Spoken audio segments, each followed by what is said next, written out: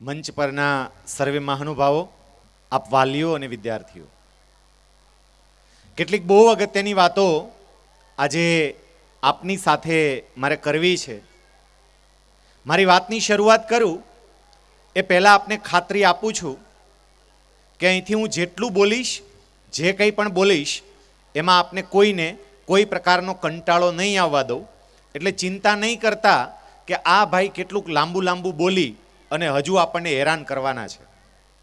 નાની નાની વાર્તાઓના માધ્યમ દ્વારા મારે ખૂબ અગત્યની વાતો તમારી સમક્ષ મૂકવી છે. ત્યારે એક નાની એવી વાર્તા સાથે હું મારી વાતની શરૂઆત કરું છું. તમામ વાલીઓ જરા ધ્યાન સાથે આ વાર્તાને સાંભળજો. પોરબંદરની અંદર એક વક્તાનું પ્રવચન હતું. એ વક્તાએ વિચાર્યું કે પોરબંદરમાં મારું પ્રવચન છે તો હું કયા વિષય પર વાત કરું, હું કયા વિષય પર બોલું. પછી વક્તાએ મનમાં નક્કી કર્યું કે પોરબંદર બાપુની જન્મભૂમિ છે એટલે મારે ગાંધીજી પર વાત કરવી છે. એ પ્રવચન કરવા માટે મંચ ઉપર આવ્યા. સામે જેટલા લોકો બેઠા હતા એમાંથી એક બાળકને એણે ઊભો કર્યો અને આ વક્તાએ એ બાળકને એક પ્રશ્ન પૂછ્યો.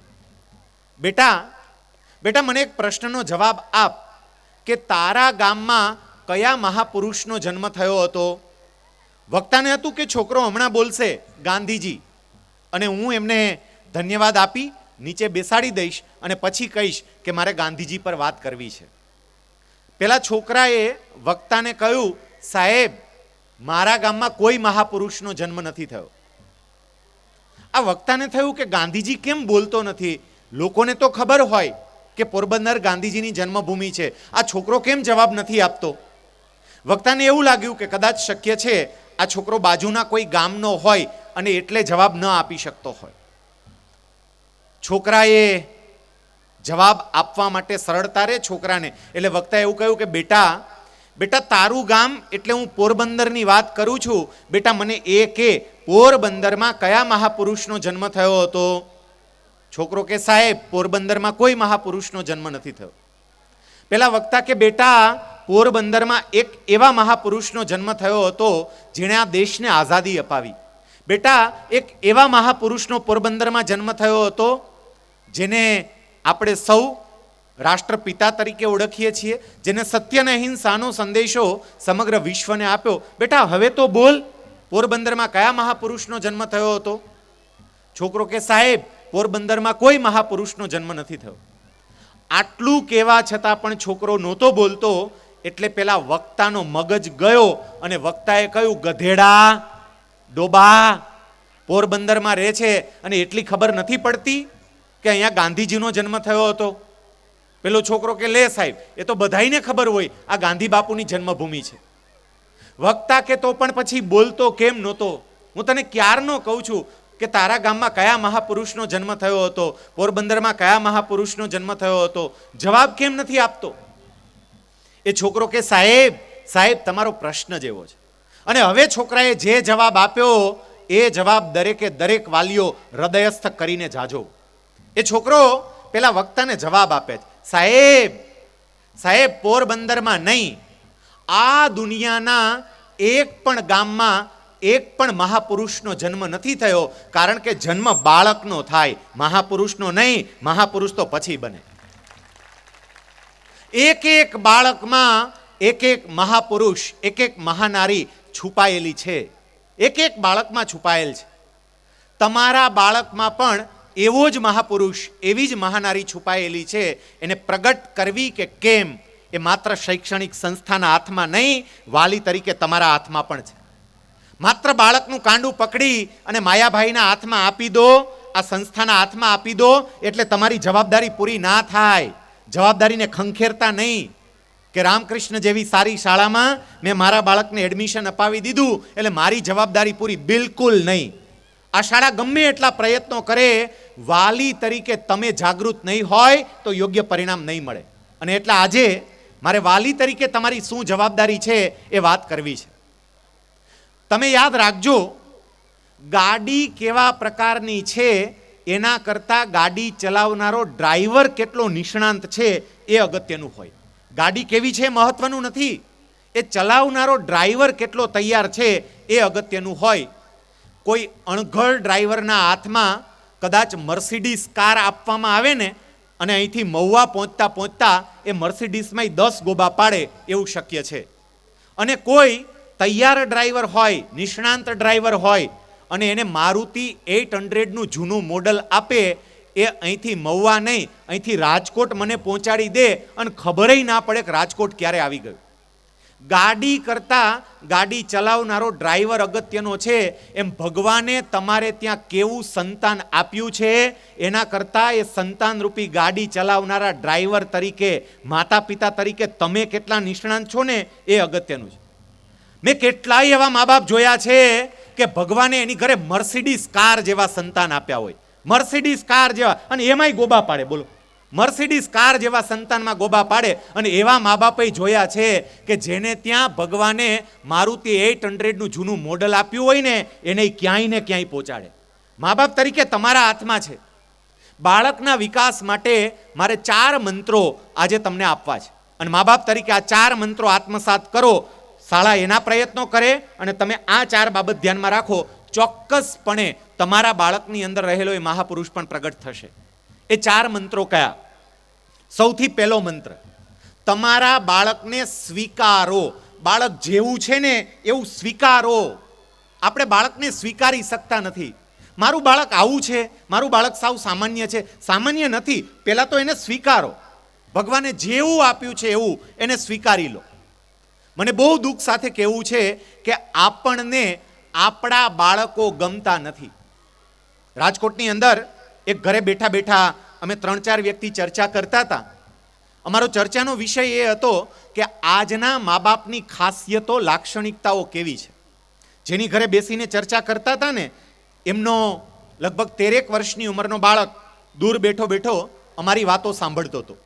થોડી વાર થઈ એ છોકરો ઊભો થઈને મારી પાસે આવ્યો, અમે બધા જે વાતો કરતા હતા ત્યાં. અને પછી છોકરો એવું કહે છે કે સાહેબ હું એક વાત કહું. મેં તું બોલને બેટા, શું કહેવું તારે? 13 વર્ષનો છોકરો બોલે એ કે સાહેબ તમે આ બધાય ભેગા થઈ અને મા બાપ કેવા હોય એની વાત કરો છો ને, તે સાહેબ મા બાપ એક સરખા ન હોય સાહેબ, મા બાપ જુદા જુદા હોય સાહેબ. આ ઘરે મા બાપ જુદા હોય, પેલા ઘરે જુદા હોય, પેલા ઘરે જુદા હોય, ઘરે ઘરે જુદા જુદા મા બાપ હોય સાહેબ. પણ સાહેબ એક વાત એવી છે કે એમાં દુનિયાભરના મા બાપ એક જ સરખા હોય સાહેબ. દુનિયાભરના મા બાપ એક સરખા. મેં કહ્યું એવી કઈ વાત છે કે જેમાં દુનિયાભરના મા બાપ એક સરખા? અને હવે એ છોકરો જે જવાબ આપે છે, 13 વર્ષની ઉંમરનો એ છોકરો એવું કહે છે કે સાહેબ દુનિયાભરના બધાય મા બાપને બીજાના દીકરા દીકરી ગમે, પોતાના કોઈને ન ગમે. આમાં બધાય સરખા. આપણને બીજાના ગમે છે, આપણા નથી ગમતા. પાડોશીનો ગમે, મામાનો ગમે, માસીનો ગમે. જે દિવસે તમને તમારો દીકરો કે તમારી દીકરી ગમતા થાય તે દિવસે એનામાં રહેલો મહાપુરુષ પ્રગટ થવાની શરૂઆત થશે. દીકરા કે દીકરીને પ્રેમ કરો. હું ઘણી વખત આ ઘટના વાલીઓને વાત કરવાની હોય ત્યારે ચોક્કસપણે કહું છું. રાજકોટની અંદર બનેલી એક સત્ય ઘટના. રાજકોટમાં એક પરિવારમાં એક બાળકનો જન્મ થયો અને કોઈ પણ પરિવારમાં બાળકનું આગમન થાય ત્યારે સ્વાભાવિક છે કે પરિવાર માટે આનંદનો અવસર હોય. પણ આ પરિવારમાં બાળકનો જન્મ દુઃખદ ઘટના હતી. કેમ? કારણ કે જે બાળક જન્મ્યો એ બાળકને ભગવાને નાક નહોતું આપ્યું, હોઠ નહોતા આપ્યા, તાળવું નહોતું આપ્યું, એની બંને આંખો નહોતી અને એના બંને મગજ પણ કામ નહોતા કરતા. અહીંયા 2 ડોક્ટરો બેઠા છે. ડૉક્ટર બલદાણિયા સાહેબ છે, ડૉક્ટર પુરોહિત સાહેબ છે. આ બાળકનો જ્યારે જન્મ થયો ત્યારે ડૉક્ટરોએ એમના વાલીઓને, એમના પરિવારજનોને એવું કહ્યું કે આમ તો કાયદો મંજૂરી નથી આપતો, પણ અમે એવું કહીએ છીએ કે આ બાળક અત્યારે જેવું આવ્યું છે એવું જ આ બાળકને પાછું ભગવાન પાસે મોકલી દઈએ. આ બાળકને આપણે શાંત કરી દઈએ, કારણ કે આ બાળક રહેશે ને તો પોતેય બહુ દુઃખી થશે અને તમે દુઃખી થશો. બાળકની સ્થિતિ તો જુઓ. એ બાળકનો મેં જન્મ વખતનો ફોટો જોયો છે.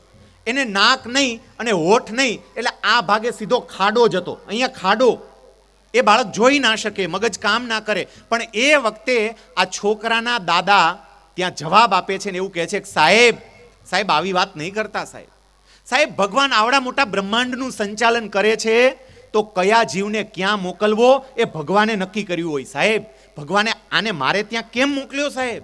કારણ કે મારા પરિવાર ઉપર ભગવાનને કેટલો મોટો વિશ્વાસ હશે કે મારું આવું બાળક હું આ પરિવારમાં મોકલું છું પણ એ લોકો સાચવશે, અને એટલે સાહેબ ભગવાનનો વિશ્વાસ મારે તૂટવા નથી દેવો. આ છોકરાના દાદા એ ડૉક્ટરને બીજી વાત કરતા એવું કહે છે કે સાહેબ, મોટી કંપની હોય ત્યારે એના દ્વારા બનતી બધી જ વસ્તુ સારી બને એવું ના હોય. કેટલીક વસ્તુ બગડે સાહેબ, અને જે વસ્તુ બગડે એને એ કંપનીનો માલિક બજારમાં ન મૂકે, નહીતર એની ઇજ્જત જાય. આવી બગડેલી વસ્તુ એના સગાવાલાને મફતમાં વાપરવા માટે આપે. સાહેબ, આ ભગવાનની ફેક્ટરીની બગડેલી વસ્તુ છે, અને સાહેબ મને અહીંયા આપી છે એનો મતલબ એમ કે હું ભગવાનનો સગો વાલો હોઈશ, એટલે ભગવાને મને આપી છે. અને સાહેબ, મારે મારાથી જે થઈ શકે એ આ છોકરા માટે કરવું છે. એ દાદા એ છોકરાને હોસ્પિટલમાંથી રજા મળી ઘરે ગયા, પરિવારના બધા સભ્યોને બેસાડ્યા અને પછી કહ્યું કે જુઓ, આજથી બધાએ એક બાબતનું ધ્યાન રાખવાનું છે. આ છોકરાને ભગવાને શું નથી આપ્યું એ કોઈ નહીં જોતા, ભગવાને શું આપ્યું છે એ જોજો. શું નથી આપ્યું એ ભૂલી જાઓ, ભગવાને શું આપ્યું છે એના ઉપર ધ્યાન રાખવાનું છે. સામાન્ય રીતે દીકરાનું નામ પાડવાનો અધિકાર એની ફઈબાને હોય, પણ આ દીકરાનું નામ દાદા તરીકે મારે પાડવું છે, અને આ છોકરાનું નામ આજથી જ હું ઉત્તમ પાડું છું, અને આપણે એને સર્વોત્તમ બનાવવો છે. આખા પરિવારે એ દીકરા માટે મહેનત કરી. એ દીકરો આજે 15 વર્ષનો થયો. 15 વર્ષ પૂરા કર્યા, 16મા વર્ષમાં આવ્યો. 10મા ધોરણમાં ભણે છે. સાહેબ, આજે પણ એ આંખે જોઈ નથી શકતો. એના નાકનું ઓપરેશન અને હોઠનું ઓપરેશન કરાવ્યું, તાળવાનું ઓપરેશન કરાવ્યું, જોઈ નથી શકતો એ છોકરો. એનું મગજ આજે પણ એને પૂરતો સહકાર નથી આપતો, અને છતાંય આ છોકરો 10મામાં ભણે છે, અને 10મામાં ભણે છે એટલું નહીં, 80% જેટલા એવરેજ માર્ક લાવે છે. આગળની વાત સાંભળજો.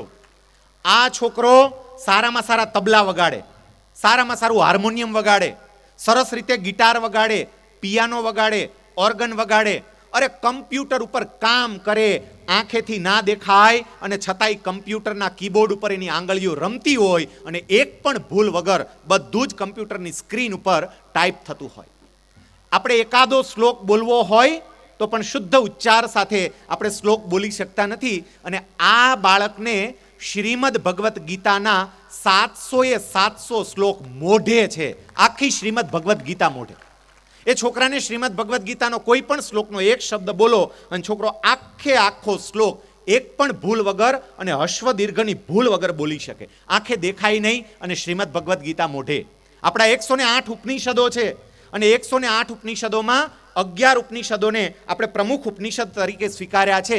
આ છોકરાએ હવે 11 ઉપનિષદ કંઠસ્થ કરવાનું શરૂ કર્યું, અને એ પૈકીના 2 ઉપનિષદ આ છોકરાએ કંઠસ્થ કરી લીધા.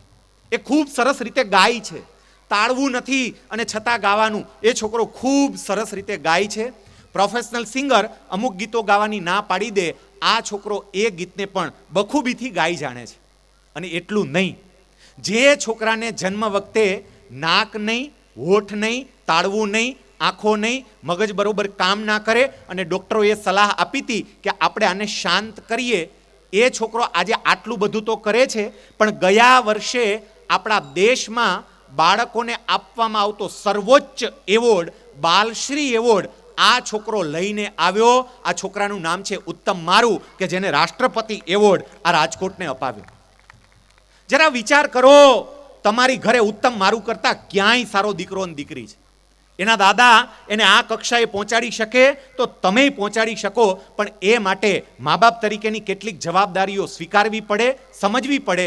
પહેલો મુદ્દો આ સમજો, બાળક જેવું હોય બાળકને સ્વીકારો, બાળકને સ્વીકારી લો. ભગવાને જેવું આપ્યું છે એવું સ્વીકારો. બીજી બાબત, બાળકને સમજો. સ્વીકાર્યા પછી એને સમજવું પડે. આપણે બાળકને સમજી નથી શકતા. મા બાપ બની જઈએ છીએ, પણ બાળકનું પાલન પોષણ કેમ કરવાનું છે એની ખબર જ નથી. સાહેબ, તમારે કોઈ પણ કામ કરવું હોય ને તો કામ કરતા પહેલા એની તાલીમ લેવી પડે. કોઈ પણ કામ કરતા પહેલા. અહીંયા 2 ડૉક્ટર બેઠા છે. ડૉક્ટર બનતા પહેલા 5.5 વર્ષની તાલીમ લેવી પડે, પછી હાથમાં કાતર કે ઇન્જેક્શન પકડાય. એન્જિનિયર બનતા પહેલા 4.5 વર્ષની તાલીમ લેવી પડે, પછી કાગળ પર નકશા બનાવાય. શિક્ષક બનતા પહેલા 2 વર્ષની કે 1 વર્ષની તાલીમ લેવી પડે, પછી હાથમાં ચોક પકડાય. અરે ખેતરમાં સીધા સાહ નાખવા હોય ને તોય પહેલા તાલીમ લેવી પડે, પછી સીધા સાહ નખાય. કોઈ પણ કામ કરવા માટે તાલીમ લેવી પડે અને પછી કામ થાય. પણ આ દુનિયાનું સૌથી અઘરામાં અઘરું જો કોઈ કામ હોય, સૌથી અઘરામાં અઘરી કોઈ ભૂમિકા હોય તો એ મા બાપની ભૂમિકા છે, મા બાપનું કામ છે. અને મારે દુઃખ સાથે કહેવું છે કે આ દુનિયામાં મા બાપ બનવા માટેની કોઈ તાલીમ છે જ નહીં અને કોઈ તાલીમ લેતુંય નથી. મા બાપ બનવાની તાલીમ જ નહીં. શારીરિક રીતે બાળકને જન્મ આપ્યો અને મા બાપ બની ગયા, પણ મનોવૈજ્ઞાનિક રીતે મા તરીકે કે બાપ તરીકે મારી શું ફરજ છે ખબર જ નથી. એક યાદ રાખજો, બાળકનો જન્મ થાય એની સાથે તમારો પણ નવો જન્મ થાય છે, મા બાપ તરીકેનો જન્મ. આપણા શાસ્ત્રો પણ કહે છે કે બાળકના જન્મ સાથે એક મા બાપનો જન્મ થાય છે. એક શાળાની અંદર એક બાળક હતું અને એ બાળકને શિક્ષકે પ્રશ્ન પૂછ્યો, બેટા તારી ઉંમર કેટલી? પેલો છોકરો કે સાહેબ મારી ઉંમર 8 વર્ષની. પછી વાત કરતા કરતા સાહેબે પૂછ્યું, બેટા તારા પપ્પાની ઉંમર કેટલી? છોકરો કે સાહેબ મારા પપ્પાની ઉંમર 8 વર્ષ. સાહેબ કે બેટા તારી નહીં, તારા પપ્પાની ઉંમર પૂછી. પપ્પાની ઉંમર બોલ. છોકરો કે સાહેબ મારા પપ્પાની ઉંમર 8 વર્ષ. સાહેબ કે આ પપ્પાની ઉંમર 8 વર્ષ કેવી રીતે હોઈ શકે? સાહેબે બીજો પ્રશ્ન પૂછ્યો, બેટા પપ્પાને હમણાં પડતા મૂક, તારી મમ્મીની ઉંમર કેટલી? એ કે. છોકરો કે સાહેબ મારી મમ્મીની ઉંમર 8 વર્ષ.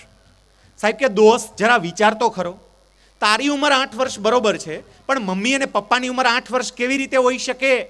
અને એ વખતે પેલો છોકરો જવાબ આપે છે કે સાહેબ મારા મમ્મી પપ્પાનો હું એકનો એક દીકરો છું. અને સાહેબ મારો જન્મ થયો ને ત્યારે મારી મમ્મી બની અને પપ્પા બન્યા. એ પેલા સ્ત્રી અને પુરુષ હતા, એટલે પુરુષ તરીકે 30 વર્ષના હોય, બાપ તરીકે તો 8 વર્ષના જ કહેવાય. સ્ત્રી તરીકે એ 28 વર્ષના હોય, મા તરીકે તો 8 વર્ષના જ કહેવાય. મા બાપ તરીકે આ વાત સમજજો, દીકરા અને દીકરીને સમજવા માટેનો પૂરતો પ્રયત્ન કરજો અને એને ત્યારે જ સમજી શકો જ્યારે એની ઉંમરે જઈ અને વિચારો. આપણે શું કરીએ છીએ? મારી ઉંમર 40 વર્ષની હોય, મારી ઘરે 13 વર્ષનો દીકરો હોય, તો હું શું કરું? મારા દીકરા માટે મારે કોઈ પણ નિર્ણય લેવો હોય તો મારે 13 વર્ષના બની જવું પડે અને પછી નિર્ણય લેવાય તો એ નિર્ણય યોગ્ય આવે. અધિકારી તરીકે કોઈ નિર્ણય લેવો હોય તો 40 વર્ષની વ્યક્તિ તરીકે લેવાનો. પાડોશી તરીકે કોઈ નિર્ણય લેવો હોય 40 વર્ષની વ્યક્તિ તરીકે લેવાનો. કુટુંબમાં કોઈ નિર્ણય લેવો હોય 40 વર્ષની વ્યક્તિ તરીકે લેવાનો. પણ બાપ તરીકે નિર્ણય લેવો હોય તો 13 વર્ષનું બનવું પડે, તો જ બાળકને સમજી શકો. આપણે આપણી ઉંમરેથી જ વિચારીએ છીએ, બાળકની ઉંમરેથી વિચારવાનો પ્રયત્ન કરતા જ નથી અને એટલે આપણા બાળકને આપણે સમજી શકતા નથી. બાળક તોફાન કરે, બરોબર છે, કરે.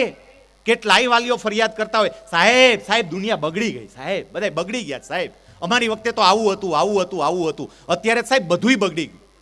અહીંયા જેટલા વાલીઓ છે ને, મારે તમને 3-4 પ્રશ્નો પૂછવા છે અને સેજ ઊંચા અવાજે તમામ વાલીઓ મારા પ્રશ્નોના જવાબ આપજો. સેજ ઊંચા અવાજે હા કે નામાં જ જવાબ આપવાના છે અને પ્રશ્નો સહેલા છે, તમને બધાને આવડે એવા છે, એટલે હા કે નામાં સેજ ઊંચા અવાજે જવાબ આપજો. તમામ વાલીઓ, તમે નાના હતા ત્યારે મોબાઈલ હતો, હા કે ના? તમે નાના હતા ત્યારે ઇન્ટરનેટ હતું, હા કે ના? તમે નાના હતા ત્યારે ટીવીમાં અત્યારે જેટલી ચેનલ આવે છે એટલી ચેનલ આવતી, હા કે ના? તમે નાના હતા ત્યારે અત્યારે જે પ્રકારની ફિલ્મો આવે છે એવી ફિલ્મો આવતી, હા કે ના? તો તમે નાના હતા ત્યારે બગડવાનો કોઈ ચાન્સ હતો જ નહીં. એમાં હારા રહ્યા તે શું મોટી મોથ મારી દીધી? બગડવાનો ચાન્સ જ નહોતો કોઈ. ત્યારે નહોતા મોબાઈલ, નહોતું ઇન્ટરનેટ, નહોતું કાંઈ, ટીવીમાં એવું આવતું. અમે બહુ ડાયા હતા. ડાયા જ હોય ને, બગડવાનો ચાન્સ જ નહોતો. સમજો બાળકને. આ પરિસ્થિતિની વચ્ચે પણ મા બાપ તરીકે બાળકને સાચવવું પડશે, સમજવું પડશે. એટલે આ બીજી વાત, બાળકને સમજીએ. ત્રીજી વાત, બાળકની સરખામણી કરવાનું ટાળીએ. આપણે બધા આપણા દીકરા કે દીકરીની સરખામણી બીજા સાથે કરીએ છીએ. સમજો, બધું એક સરખું ના હોય, બધું જુદું જુદું હોય. કુદરતને સમાનતા ગમતી જ નથી અને એટલે એને ઋતુ જુદી જુદી બનાવી. ક્યારેક ખૂબ ઠંડી પાડે, ક્યારેક ખૂબ ગરમી પાડે. એને વૃક્ષો જુદા જુદા બનાવ્યા, એને ફળો જુદા જુદા બનાવ્યા, એને ફૂલો જુદા જુદા બનાવ્યા. તો સ્વાભાવિક છે કે માણસો પણ જુદા જુદા પ્રકારની કેપેસિટી વાળા હોય, એક સરખા બધાય ના હોય. વાલી તરીકે આ સમજવું અને ક્યારેય આપણા સંતાનની સરખામણી બીજા સાથે ના કરવી. એક નાની એવી વાર્તા દ્વારા જ મારે તમને સમજાવવું છે. વાલી તરીકે આ વાર્તાને ધ્યાનથી સાંભળજો અને ઘરે જઈ આના ઉપર 3-4 વખત ચિંતન મનન પણ કરજો. એક બહુ સરસ વાર્તા. એક દીકરો એના પિતા સાથે ફરવા માટે બહાર જતો હતો. એની પાસે i10 ગાડી હતી. પપ્પા ગાડી ચલાવતા હતા, દીકરો બાજુમાં બેઠો હતો. 80ની સ્પીડથી ગાડી ચાલતી હતી. થોડી વાર થઈ અને એક હોન્ડા સિટી કાર આવી, આ ગાડીને ઓવરટેક કરી અને આગળ નીકળી ગઈ. છોકરાએ તરત એના પપ્પાને કહ્યું, પપ્પા પપ્પા ગઈ, પપ્પા ગઈ. એને પપ્પા કે બેટા જાય. છોકરો કે પણ પપ્પા આપણને ઓવરટેક કરીને ગઈ. પપ્પા કે બેટા જાય. છોકરો કે પપ્પા આપણે હાલો ને એની આગળ નીકળી જઈએ. એને પપ્પા કે ના નીકળાય. છોકરો કે કેમ પપ્પા? પપ્પા કે બેટા જે ગાડી આપણને ઓવરટેક કરીને ગઈ ને એના એન્જિનની કેપેસિટી આપણી ગાડીના એન્જિનની કેપેસિટી કરતાં સારી છે, એટલે બેટા એ ઓવરટેક કરીને જાય, આપણે એને ઓવરટેક ન કરી શકીએ. થોડી વાર થઈ તા ઓડી કાર આવી, 4 બંગડીવાળી, વીરા વિરલને પૈણાવા જાતી હતી. ઢમ કરીને બાજુમાં નીકળી ગઈ. છોકરો કે પપ્પા બીજીએ ગઈ. એને પપ્પા કહેલા તને હમણાં ના સમજાયું? આપણી ગાડીની કેપેસિટી કરતાં આ બધી ગાડીની કેપેસિટી સારી છે એટલે આપણી આગળ નીકળે. આ વાતને જરા સમજ ને, તારા ભેજામાં આ વાત નથી ઘૂસતી, હું તને કહું છું એ. છોકરો કાંઈ ના બોલ્યો. થોડી વાર થઈ એક ત્રીજી ગાડી આવી અને એ સ્પોર્ટ્સ રમતની ગાડી હતી, એટલે તો છન કરતી તરત નીકળી ગઈ. છોકરો કે પપ્પા હવે સ્વીકારી લો, તમને ગાડી ચલાવતા આવડતું જ નથી.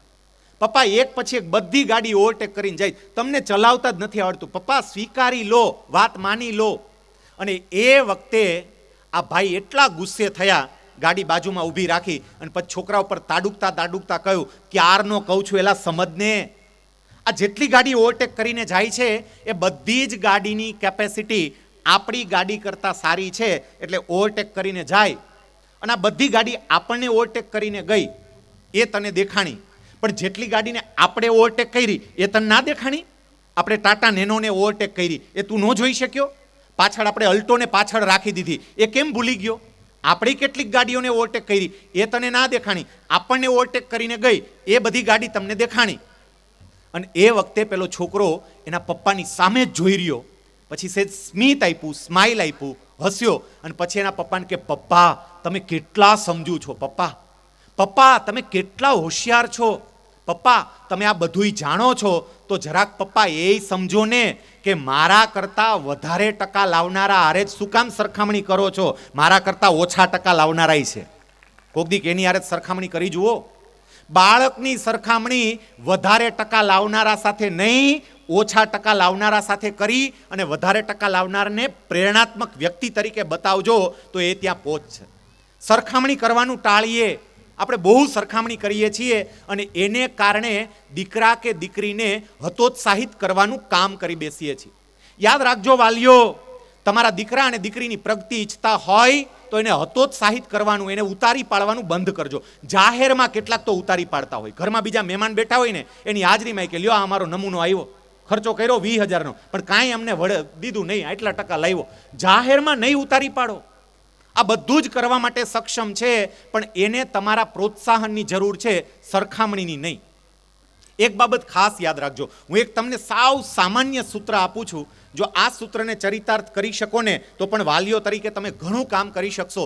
સૂત્ર ખાલી એટલું જ છે, તમારા સંતાનોને તમારી ટીકાની નહીં, તમારા ટેકાની જરૂર છે. એને ટીકા નથી જોતી, ટેકો જોઈએ. ટેકો આપો, ટીકા નહીં. ટીકા બહુ કરી. મહાભારતનું યુદ્ધ થયું ને એમાં 2 પક્ષો હતા, પાંડવ અને કૌરવ, અને બંને પક્ષમાં કૌરવ પક્ષ તમામ રીતે ચડિયાતો હતો. મહાભારતના યુદ્ધમાં 18 અક્ષૌહિણી સેના લડી, તો 18 અક્ષૌહિણી સેનામાં પાંડવો પાસે તો 7 અક્ષૌહિણી હતી, કૌરવો પાસે 11 અક્ષૌહિણી હતી. એટલે પાંડવો કરતાં કૌરવોનું સૈન્ય બળ 50% વધારે હતું.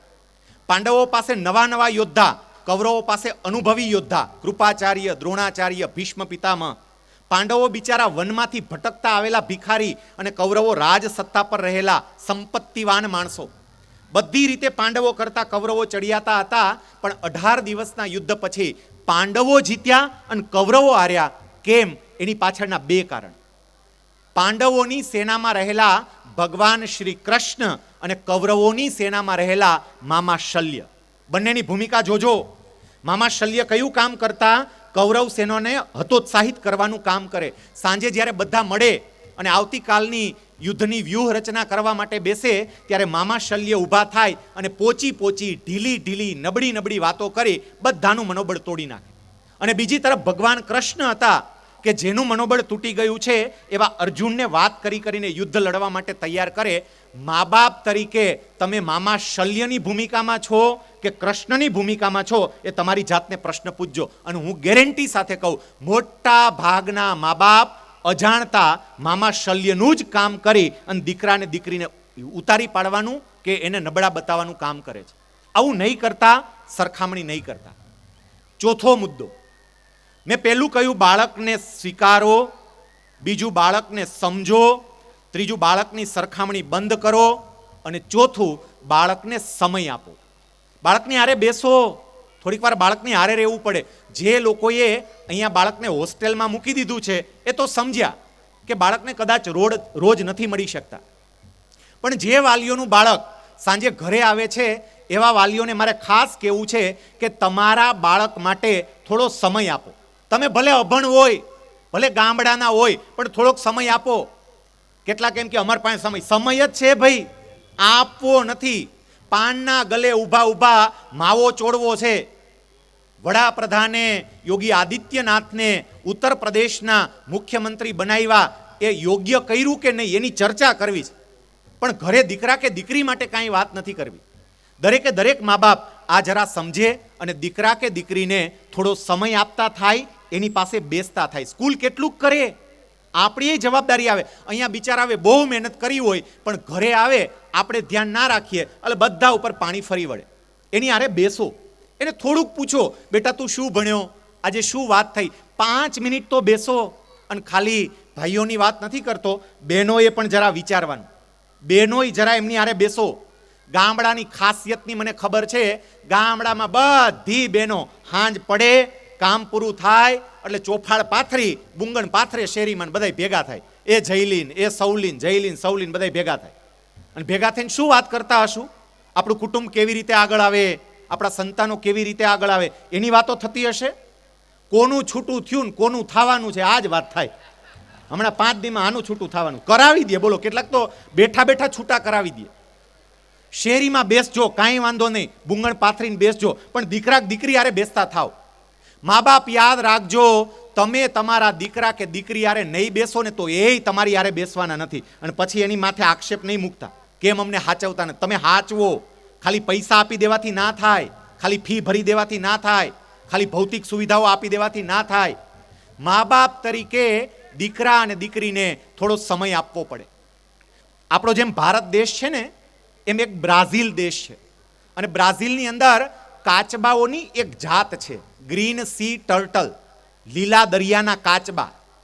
અને એમાં કાચબી જ્યારે પ્રેગ્નન્ટ હોય, ગર્ભવતી હોય, એના પેટમાં બચ્ચું હોય, એ વખતે એ કાચબી બ્રાઝિલથી ચાલતા છેક આપણા ગુજરાતમાં આવે, સૌરાષ્ટ્રમાં આવે અને પોરબંદરથી જામનગરની દરિયાઈ પટ્ટીમાં એ બચ્ચાને જન્મ આપે.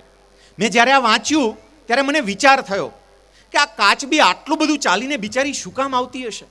પ્રેગ્નન્ટ હોય, પેટમાં બચ્ચું હોય તો ચાલવામાં કેટલી તકલીફ પડે, અને છતાંય કેમ આવતી હશે?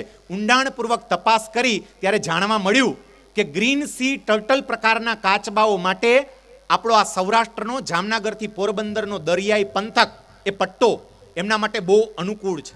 જો અહીંયા બચ્ચાને જન્મ આપે તો એની રોગ પ્રતિકારક શક્તિ વધે, એ બચ્ચાને બહુ રોગ ના થાય, અને એટલું નહીં, એ બચ્ચું લાંબુ જીવે. એક કાચબી એનું બચ્ચું લાંબુ જીવે એટલે છેક બ્રાઝિલથી હજારો કિલોમીટર દૂર જન્મ આપવા માટે અહીંયા કાઠિયાવાડમાં આવે. આપણે જરાક આપણી જાતને પ્રશ્ન પૂછવાનો કે આપણે કાચબીથી ઉતરતી કક્ષાના તો નથી ને? જરાક પૂછજો પોતાની જાતને કે સંતાનો માટે કેટલું કરીએ છીએ. દીકરા અને દીકરીને થોડો સમય આપીએ, એની સાથે થોડું બેસીએ. આજે સમય બદલાયો છે. પહેલાંનો સમય જુદો હતો, આજનો સમય જુદો છે. અને આજનો સમય જુદો છે એટલે દીકરા અને દીકરીની સાથે તમે જેટલા બેસશો એટલા એને સમજી શકશો. ઘણી વખત વાલીઓને એવું થાય કે અમે અમારી રીતે સાચા છીએ, પણ અમારા દીકરા અને દીકરી એની રીતે આમ બહુ સાહેબ આમ દીકરા અને દીકરી કેવું કરે સાહેબ, અમે શું કહી શકીએ.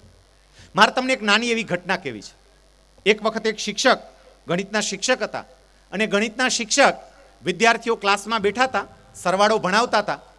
એ ગણિતના શિક્ષકે એક વિદ્યાર્થીને ઊભો કરીને એવું કહ્યું, બેટા મને એક પ્રશ્નનો જવાબ આપ, હું તને એક સફરજન આપું, ફરી એક સફરજન આપું, ફરી એક સફરજન આપું, તો તારી પાસે કુલ કેટલા સફરજન થાય?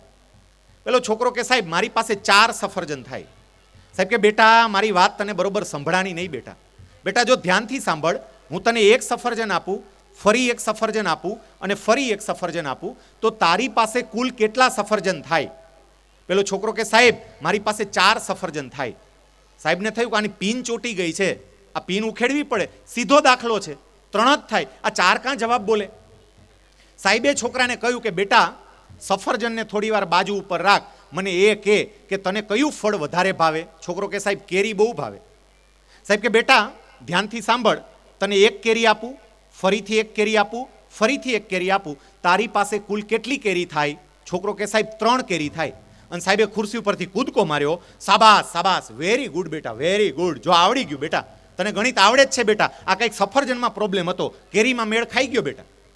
પણ એ શિક્ષક હતા, અને શિક્ષકનો એક સ્વભાવ હોય, એ પોતે માનતા હોય, એ સામેવાળી વ્યક્તિ જ્યાં સુધી સ્વીકારે નહીં ને ત્યાં સુધી શાંતિથી બેસે નહીં. એટલે આમને વિચાર આવ્યો કે આ કેરીમાં મેળ ખાઈ ગયો, સફરજનમાં કેમ મેળ નહોતો ખાતો? એટલે એ શિક્ષકે સફરજન પાછું નાખ્યું. એ કે બેટા કેરીનો જેવી રીતે જવાબ આપ્યો ને એ જ રીતે સફરજનનો જવાબ થાય. જો બેટા હું તને એક સફરજન આપું, ફરીથી એક સફરજન આપું, ફરીથી એક સફરજન આપું, તારી પાસે કુલ કેટલા સફરજન થાય? બેટા કેરી જેવો જ જવાબ છે હો બેટા, બોલ બેટા કેટલા સફરજન થાય? છોકરો કે સાહેબ મારી પાસે 4 સફરજન થાય. તે સાહેબે 2 હાથે પોતાના માથાના વાળ ખેંચ્યા. એ કે ગધેડા, આ કેરી 3 થાય તો સફરજન 4 કેમ થાય? છોકરાએ દફતરમાં હાથ નાખ્યો, એક સફરજન બહાર કાઢ્યું કે મારા બાઈ એક ભાગમાં દીધું, 3 તમે દેતા, એક મારા બાઈએ દીધું, મારા બાઈએ દીધું મારે ગણવાનું કે નહીં ગણવાનું? કેરી બાઈએ નહોતી દીધી, કેરી 3 થઈ, સફરજન 4 થયા. આપણને બધાને હસવું આવ્યું, પણ સમજી લેજો વાલીઓ, જીવનના બધા જ પ્રશ્નો અહીંથી જ શરૂ થાય છે. તમે મા બાપ તરીકે માનતા હોય કે સફરજન 3, તમે તમારી રીતે બિલકુલ સાચા, પણ દીકરો કે દીકરી જ્યારે એમ બોલે સફરજન 4, ત્યારે તમારો ગુસ્સો 7મા આસમાને જાય કે સફરજન 3 છે, 4 કેમ બોલે છે? પણ એ પણ સાચા હોઈ શકે, કારણ કે ચોથું સફરજન એને દેખાતું હોય, તમને ન દેખાતું હોય. એ જોઈ શકતા હોય, તમે ન જોઈ શકતા હોય. દીકરા અને દીકરી પણ સાચા હોઈ શકે, એ વાત સમજજો, અને એ ત્યારે સમજાય કે દીકરા કે દીકરીને સમય આપો. મેં આજે મર્યાદિત સમયને ધ્યાનમાં લઈને તમારી પાસે 4 વાતો મૂકી છે. આપણે પ્રવચન સાંભળવા માટે જ નથી આવ્યા, આપણે સાંસ્કૃતિક કાર્યક્રમોને નિહાળવા માટે આવ્યા છીએ. માયાભાઈને પણ હજી સાંભળવાના છે, પણ મેં વચ્ચે એટલા માટે લઈ લીધું કારણ કે મારે બરોડા પહોંચવાનું છે, અને કોઈ પણ સંજોગોમાં મારે 10 અને 25 મિનિટે મહુવા પહોંચવું પડે એમ છે, એટલે વચ્ચે મેં લઈ લીધું. બીજા કાર્યક્રમો પણ ઘણા બધા તમારે માણવાના છે, પણ મેં આજે જે વાત કરી છે એ વાત ઉપર શાંતિથી ચિંતન મનન કરજો. ભગવાને દરેકને અદ્ભુત ક્ષમતાઓ આપી છે, માત્ર વાલી તરીકે તમે જાગૃત થાવ, બાળકને સ્વીકારો, સમજો, સરખામણી બંધ કરો અને સમય આપો, તો તમારો બાળક પણ મહાપુરુષ જ છે, એ સામાન્ય નથી. ભગવાને અદ્ભુત ક્ષમતાઓ એમને આપી, આપણે સામાન્ય બેહીન માની ગયા છે. દુનિયામાં જે મહાપુરુષો થયા, યાદ રાખજો, આ બધા જ મહાપુરુષો સાવ સામાન્ય લાગતા હતા અને એમાંથી અસામાન્ય થયા. એક છેલ્લે મારે એ પણ કહેવું છે કે મહેરબાની કરીને ટકાવારીની દોડમાં નહીં પડતા. ટકા કેટલા ટકા? શું ટકા? દુનિયામાં ટકાને આધારે જ પ્રગતિ થાય એવું બિલકુલ નથી. ટકા ન હોય ને તોય વ્યક્તિ ક્યાંય પહોંચી શકે, એનું શ્રેષ્ઠ ઉદાહરણ આ માયાભાઈ આહિર છે.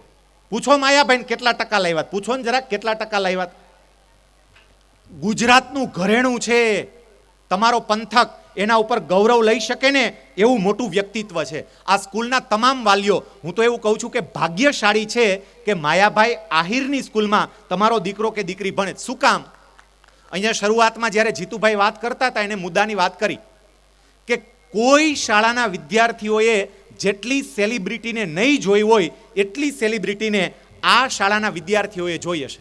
સાયરામ અહીંથી નીકળ્યા હોય એટલે તરત અહીંયા આવે, કીર્તિદાન ગઢવી નીકળ્યા હોય તરત અહીંયા આવે, કેટલી વ્યક્તિઓ અહીંયા આવે આ શાળાની અંદર એ એમને કારણે. પણ એમના ટકા જરાક પૂછી લેજો, ખાનગીમાં પૂછજો કેટલા ટકા આવ્યા હતા. ટકાવારીની દોડમાં મહેરબાની કરીને નહીં પડતા, કારણ કે ટકાના આધારે જ બાળકનું ભવિષ્ય નિર્માણ થાય એવું બિલકુલ નથી. મેં વાર્તાથી શરૂઆત કરી હતી, એટલે વાર્તા સાથે જ હું મારી વાતને પૂરી કરું છું. આ વાર્તાને ધ્યાનથી સાંભળજો, બીજું કાંઈ ના સમજાય તો કંઈ વાંધો નહીં. આ એક જ વાત સમજાઈ ગઈ એટલે વાત પૂરી. એક નાનું બાળક હતું અને એ બાળકે એવું સાંભળેલું કે ભગવાન દરેકે દરેકનું નસીબ જન્મના 6ઠ્ઠા દિવસે લખી નાખે. 6ઠ્ઠીના દિવસે દરેકનું નસીબ લખાઈ ગયું હોય. એ બાળકને એકવાર સ્વપ્ન આવ્યું. સ્વપ્નમાં એણે ભગવાન જોયા. એટલે છોકરાએ ભગવાનને પ્રશ્ન પૂછ્યો કે પ્રભુ, મેં એવું સાંભળ્યું છે કે તમે દરેકનું નસીબ જન્મના 6ઠ્ઠા દિવસે લખી નાખો, આ સાચું કે ખોટું? ભગવાન કે બિલકુલ સાચું. છોકરો કે પ્રભુ, તમે નસીબ લખો તો એ સાચવીને રાખો? ભગવાન કે રાખવું જ પડે, માણસનું કાંઈ નક્કી નહીં, માણસ આધાર માગે મારે બતાવવા થાય. પેલો છોકરો કે પ્રભુ, આ તમે બધાયનું નસીબ લખીને રાખ્યું હોય એને ક્યાંય સાચવીને મૂકો? ભગવાન કે રાખ્યું છે ને, સાચવીને રાખ્યું છે બધું. છોકરો કે પ્રભુ, મારે જોવું હોય તો? ભગવાન કે બીજાને નથી બતાવતો, તને બતાવું, ચાલ મારી સાથે. છોકરો ભગવાનની સાથે ગયો. એક વિશાળ મેદાન હતું, લાખોની સંખ્યામાં ચોપડા પડ્યા હતા. છોકરાએ કહ્યું, પ્રભુ કેટલા બધા ચોપડા છે? ભગવાન કે તું કંઈ એક થોડોક છે, 7 અબજ છે, મેં બધાયનું લખ્યું છે, તો આટલા ચોપડા થાય ને. છોકરો કે મને આમાં રસ નથી, મને મારા ગામનો ચોપડો જોઈએ છે. પ્રભુ, આમાં મહુવાનો ચોપડો છે? ભગવાન કે મહુવાનો એક નહીં, મહુવાના 10 છે. સોસાયટી બોલ, કઈ સોસાયટીનો જોઈએ છે? છોકરાએ એક સોસાયટીનું નામ આપ્યું. ભગવાને ચોપડો આપ્યો, છોકરાએ ચોપડો ખોલ્યો, એક નામ વાંચ્યું, જાણીતું નામ હતું. છોકરાને થયું હમણાં એનું નસીબ વાંચી લઉં. નસીબ વાંચવા માટે નીચે નજર કરીને તો પાનું કોરું. બીજું પાનું જોયું, નામ લખેલું, પાનું કોરું. ત્રીજું, નામ લખેલું, પાનું કોરું. બધા પાનામાં નામ લખેલા, પાના કોરા. પછી તો બીજા શહેરના, બીજા રાજ્યના, બીજા દેશના ચોપડા જોયા, પણ બધામાં આવું હતું. છોકરાએ ભગવાનને કહ્યું, પ્રભુ અમે માણસો તો એકબીજાને ઉલ્લુ બનાવીએ, પણ પ્રભુ તમે ભગવાન ઉઠીને ઉલ્લુ બનાવો? ભગવાન કે કેમ, મેં શું ઉલ્લુ બનાવ્યા? અને એ વખતે પેલો છોકરો એવું કહે છે કે પ્રભુ તમે કહો છો કે બધાનું નસીબ લખું છો, પણ લખ્યું તો કંઈ છે નહીં. ભગવાન કે લખું છું, પણ કોઈ વાંચીને ન જાય ને, એટલે ન વાંચી શકાય એવી શાહીથી લખું છું, માત્ર એક જ શબ્દમાં લખું. છોકરો કે પ્રભુ હવે તો ગજબ કરો છો, કોઈ માણસ 25, 50, 75, 100 વર્ષ જીવે અને એક શબ્દમાં એનું નસીબ કેવી રીતે લખી શકાય? છોકરો કે એટલે તો હું ભગવાન છું. પેલા ભગવાન કે એટલે તો હું ભગવાન છું, એક જ શબ્દમાં નસીબ લખું. છોકરો કે લખો છો શું એ તો કહો. અને પછી ભગવાને કહ્યું કે બાળકનો જન્મ થાય ત્યારે આશીર્વાદ આપવા માટે એની ઘરે જાઓ, એનું નામ લખેલું હોય, મારી પેન કાઢું, ન વાંચી શકાય એવી શાહીથી એક જ શબ્દમાં એનું નસીબ લખું, અને એ શબ્દ છે તથાસ્તુ, તારી ઈચ્છા પ્રમાણે. આટલું લખી અને આખું પાનું કોરું છોડી દઉં. જેને પોતાનું નસીબ જેવું લખવું હોય એવું લખવાની છૂટ. હું તો આશીર્વાદ આપું કે તારી ઈચ્છા પ્રમાણે થશે. ભગવાને આપણા જન્મના 6ઠ્ઠા દિવસે આપણને બધાને આશીર્વાદ આપી દીધા છે, તારી ઈચ્છા પ્રમાણે. ઈચ્છા આપણે કરવાની છે. આપણું સંતાન આગળ વધે એ માટે દરેક મા બાપ ઈચ્છા કરે. અને જેટલા વિદ્યાર્થીઓ અહીંયા બેઠા છે, તમે અદ્ભુત છો, ભગવાને અદ્ભુત ક્ષમતા આપી છે, તમે આગળ વધો એ માટે તમે સંકલ્પ કરો. આ સ્થાન તો એટલું પવિત્ર છે કે પૂજ્ય બાપુનું સાનિધ્ય અહીંયા પ્રાપ્ત થયું છે. આજે પૂજ્ય બાપુના સુપુત્ર અને પૂજ્ય બાપુના લઘુબંધુ એ બંને પણ અહીંયા ઉપસ્થિત છે. બાપુના અવારનવાર આશીર્વાદ આ સ્કૂલ અને આ પંથકને મળતા રહ્યા છે. ત્યારે આપણે બધા ભાગ્યશાળી છીએ. મા બાપ તરીકે આપણે થોડા જાગૃત થઈને પ્રયાસ કરીએ તો ચોક્કસપણે ખૂબ સારું પરિણામ મળશે.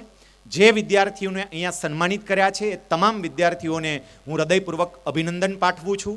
ખાસ તો માયાભાઈ, જીતુભાઈ, આચાર્ય શ્રી પંડ્યા સાહેબ, તમામ શિક્ષકોને પણ અભિનંદન પાઠવું છું કે ખૂબ સુંદર મજાના આ કાર્યક્રમનું અદ્ભુત આયોજન કર્યું છે. વાલીઓ તરીકે તમને પણ અભિનંદન પાઠવું છું કે શાંતિથી બેઠા બેઠા સાંભળો છો. નહીં તો લોકોને સાંભળવું ના ગમે, પણ બધા કેટલા શાંત ચિત્તે સાંભળો છો, માટે તમને પણ અભિનંદન આપું છું. આપ સૌના સંતાન ખૂબ પ્રગતિ કરે, તમારું, આ શાળાનું, આ પંથકનું, આ રાષ્ટ્રનું નામ રોશન કરે એવી પરમ કૃપાળુ પરમાત્માને પ્રાર્થના. વંદે માતરમ. ભારત માતા કી જય.